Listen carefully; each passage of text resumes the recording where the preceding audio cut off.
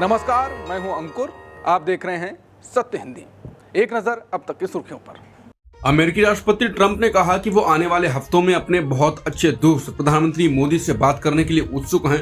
इसके साथ ही ट्रंप ने कहा कि भारत और अमेरिका व्यापार बाधाओं को दूर करने के लिए बातचीत कर रहे हैं।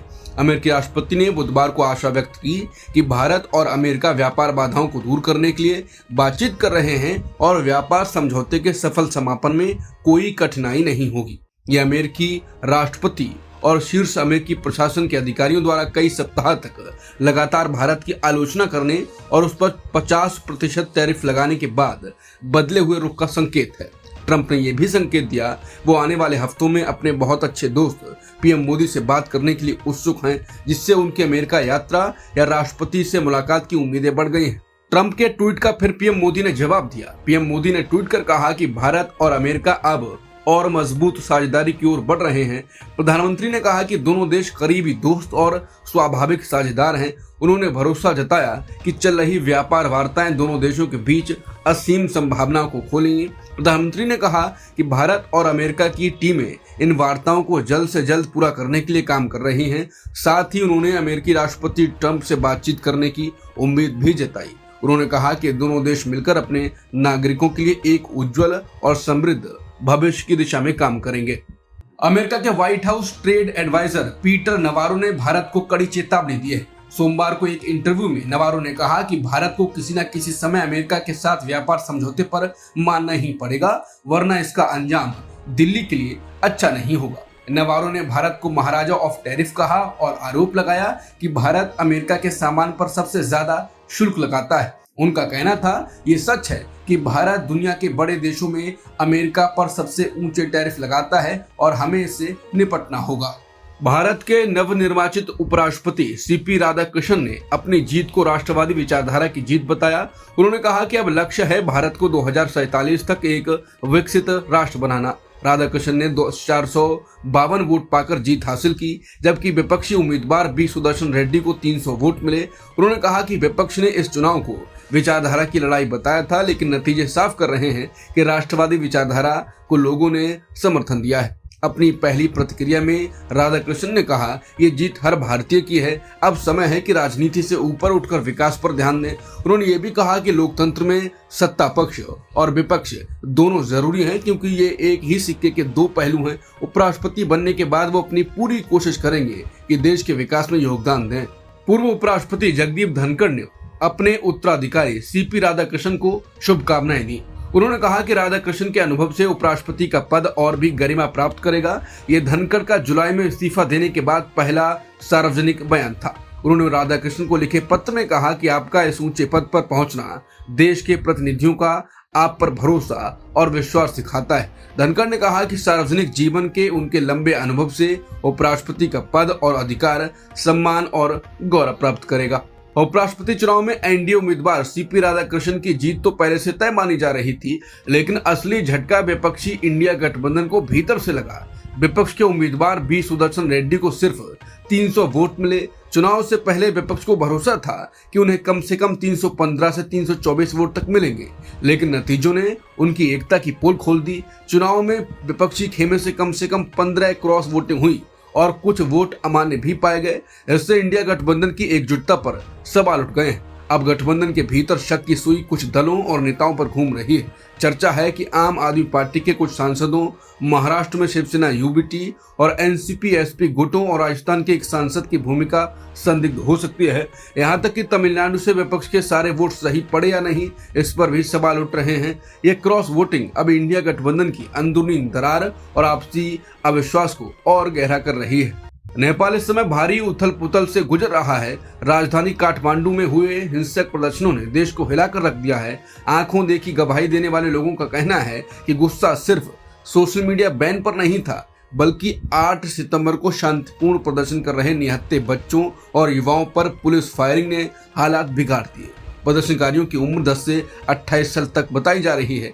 युवाओं और उनके माता पिता दोनों सड़कों पर उतर आए। उनका आरोप है कि सरकार में भ्रष्टाचार और सोशल मीडिया पर रोक के खिलाफ प्रदर्शन कर रहे छात्रों पर गोलियां चलाई गई। इस फायरिंग में कम से कम 20 मासूमों की मौत हुई, जिनमें कई स्कूल ड्रेस में बच्चे भी थे। काठमांडू के 25 वर्षीय स्वास्थ्य कर्मी विनायक अधिकारी, जो कि बदला हुआ नाम है। उन्होंने बताया कि अब सुरक्षा की कमान सेना ने संभाल ली है। उन्होंने कहा कि जेनजी ने हिंसा नहीं की, कुछ बाहरी तत्वों ने आगजनी और तोड़फोड़ की। हमारा असली मकसद प्रधानमंत्री और गृहमंत्री के इस्तीफे और भ्रष्टाचार खत्म करने की मांग थी। मामला हाथ से निकल जाने के बाद सुप्रीम कोर्ट, राष्ट्रपति कार्यालय और कई सरकारी इमारतों में आगजनी और तोड़फोड़ की घटनाएं सामने आई। अमेरिका से नेपाल लौट रही सामाजिक कार्यकर्ता रंजनू दर्शना ने कहा कि नेपाल के नेताओं के बच्चे शाही जीवन जी रहे हैं। इसने लोगों में गुस्सा और बढ़ाया। सवाल यह है कि जब आदेश सिर्फ रबर बुलेट चलाने का था तो पुलिस ने असली गोलियां क्यों चलाई। नेपाल में स्थिति अभी भी तनावपूर्ण बनी हुई है और लोग आने वाले दिनों को लेकर असमंजस में हैं। नेपाल में लगातार बढ़ते प्रदर्शनों का असर अब भारत के यात्रियों पर भी पड़ा है। काठमांडू के त्रिभुवन अंतर्राष्ट्रीय एयरपोर्ट को सुरक्षा कारणों से मंगलवार दोपहर बंद कर दिया गया। इस वजह से करीब 700 भारतीय यात्री हवाई अड्डे पर फंसे रह गए।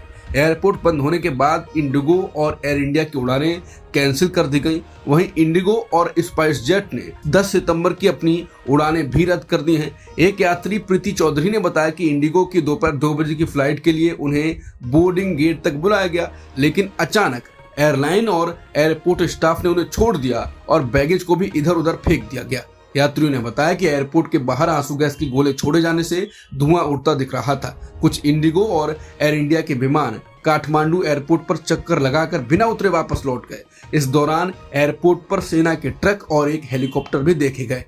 नेपाल में जारी हिंसा पर प्रधानमंत्री मोदी ने गहरी चिंता जताई है। मोदी ने मंगलवार को सीधे नेपाल के नागरिकों से शांति बनाए रखने की अपील की। उन्होंने कहा कि नेपाल में हुई हिंसा दिल दहला देने वाली है। कई युवाओं की मौत से मेरा मन बेहद व्यथित है। नेपाल की स्थिरता, शांति और समृद्धि बहुत जरूरी है। मैं अपने नेपाल के भाइयों बहनों से विनम्र अपील करता हूं कि शांति और व्यवस्था बनाए रखें। प्रधानमंत्री मोदी हिमाचल प्रदेश में बाढ़ का जायजा लेने के बाद दिल्ली लौटे और कैबिनेट कमेटी ऑन सिक्योरिटी की बैठक की। इसके बाद उन्होंने नेपाली भाषा में सोशल मीडिया पर यह संदेश पोस्ट किया। इस बीच नेपाली सेना ने ऐलान किया है कि मंगलवार रात 10 बजे से वो कानून व्यवस्था की जिम्मेदारी संभालेगी। मणिपुर के राज्यपाल अजय भल्ला ने 13 सितंबर को होने वाली प्रधानमंत्री मोदी की संभावित यात्रा से पहले कुकी-जो समुदाय के बीच विधायकों के साथ बैठक की। ये बैठक चुराचांदपुर जिले के डीसी ऑफिस में हुई। हालांकि बैठक का एजेंडा साफ नहीं हुआ है, लेकिन सूत्रों का कहना है कि ये पीएम मोदी की यात्रा की तैयारियों से जुड़ा हो सकता है। पीएम मोदी इम्फाल के कांगला और चुराचांदपुर जिले, जो कुकी-जो बहुल इलाका है, दोनों जगहों का दौरा कर सकते हैं। भारत निर्वाचन आयोग ने मंगलवार को बड़ा फैसला किया। सुप्रीम कोर्ट के आदेश के बाद अब बिहार में स्पेशल इंटेंसिव रिवीजन यानी SIR के दौरान पहचान पत्र के तौर पर आधार कार्ड को भी मान्य कर लिया गया है। निर्वाचन आयोग ने बिहार के मुख्य निर्वाचन पदाधिकारी को तुरंत प्रभाव से पालन करने के निर्देश दिए हैं। आयोग ने साफ किया है कि अब तक जो 11 पहचान पत्र मान्य थे, उनमें आधार कार्ड को जोड़कर कुल 12 दस्तावेज मान्य होंगे। साथ ही ये भी स्पष्ट किया गया कि आधार को केवल पहचान पत्र के रूप में इस्तेमाल किया जाएगा, नागरिकता के सबूत के तौर पर नहीं। फ्रांस एक बार फिर बड़े राजनीतिक संकट में फंस गया है। प्रधानमंत्री फ्रांसवा बायरो को संसद में हुए विश्वास मत में हार का सामना करना पड़ा। 364 सांसदों ने उनके खिलाफ और सिर्फ 194 ने समर्थन में वोट दिया। इसके बाद प्रधानमंत्री बायरो मंगलवार को राष्ट्रपति इमैनुअल मैक्रों को अपना इस्तीफा सौंपेंगे। अब राष्ट्रपति मैक्रों के सामने 3 विकल्प हैं।